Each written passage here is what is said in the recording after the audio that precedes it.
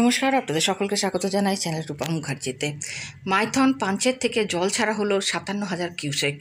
জলের তলায় হুগলির খানাকুল, হরিপাল, বাঁকুড়ায় মৃত এক। বিপুল পরিমাণ জল দামোদর নদ বেয়ে পশ্চিম বর্ধমানের দুর্গাপুর ব্যারেজ হয়ে হাওড়া, হুগলি এবং পূর্ব বর্ধমানের দিকে প্রবাহিত হচ্ছে। সঙ্গ দিয়েছে গত কয়েকদিনের টানা বৃষ্টি। সব মিলিয়ে ওই জেলাগুলিতে বন্যার আশঙ্কা তৈরি হয়েছে। আরও জল ছাড়লো দামোদর ভ্যালি কর্পোরেশন। এখনও পর্যন্ত পাঞ্চেত ও মাইথন জলাধার থেকে প্রায় 57,000 কিউসেক জল ছাড়া হয়েছে। এর মধ্যে পাঞ্চেত থেকে প্রায় 38,000 কিউসেক এবং মাইথন থেকে 18,000 কিউসেক জল ছাড়া হয়েছে। ফলে বন্যার পরিস্থিতি দেখা দিয়েছে দামোদরের তীরবর্তী এলাকায়। ডিভিসি জল ছাড়ার ফলে ইতিমধ্যেই হুগলির খানাকুল, আরামবাগ, হাওড়ার আমতা, উদয়নারায়ণপুরের মতো এলাকাগুলি প্লাবিত হওয়ার মুখে। আশঙ্কা রয়েছে বাঁকুড়া ও পশ্চিম বর্ধমানেও। লাগাতার বৃষ্টির জেরে বাঁকুড়ায় বাড়ি চাপা পড়ে মৃত্যু হয়েছে এক ব্যক্তির।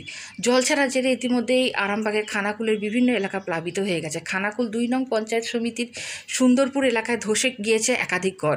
কয়েকটি বাড়িতে বড় বড় ফাটল দেখা দিয়েছে, কোথাও হেলে পড়েছে বাড়ির একাংশ। রীতিমতো আতঙ্কে রয়েছেন এলাকাবাসী। কয়েকজন আবার জলমগ্ন দীর্ঘ পথ পাড়ি দিয়ে বিজেপির পঞ্চায়েত সমিতির সভাপতি রুম্পা মণ্ডলের দ্বারস্থও হয়েছেন। তিনিও জল পেরিয়ে বাড়ি বাড়ি গিয়ে পরিস্থিতি খতিয়ে দেখেন এবং দ্রুত সুরাহার আশ্বাস দিয়েছেন। একই দৃশ্য আরামবাগের পাণ্ডুগ্রামেও। এলাকায় একটি খাল দিয়ে হু হু করে জল ঢুকছে, পাল্লা দিয়ে জল বাড়ছে এলাকায়। স্থানীয় সূত্রের খবর, পরিস্থিতি খতিয়ে দেখতে এলাকায় যান সরকারি আধিকারিক ও প্রতিনিধিরা। তবে জল যন্ত্রণা কিন্তু অব্যাহত। হরিপাল ব্লকের বিস্তীর্ণ এলাকায় কৃষিজমি জলের তলায় চলে গিয়েছে। আমন ধানের মরশুমে বিঘার পর বিঘা জমিতে জল উঠে যাওয়ায় মাথায় হাত পড়েছে চাষিদের। কৃষকের পাশে থাকার আশ্বাস দিয়েছে ব্লক প্রশাসন, কিন্তু তাতে উদ্বেগ কমছে না। উল্লেখ্য, হরিপাল ব্লকের একাংশ দিয়েই বয়ে গিয়েছে দামোদর নদের সঙ্গে সংযোগকারী ডাকাতিয়া খাল। বৃষ্টি এবং ডিভিসির জল ছাড়া মিলিয়ে ফি বছর ডাকাতিয়া খাল উপচে গিয়ে জলমগ্ন হয়ে যায় হুগলির বিস্তীর্ণ এলাকা।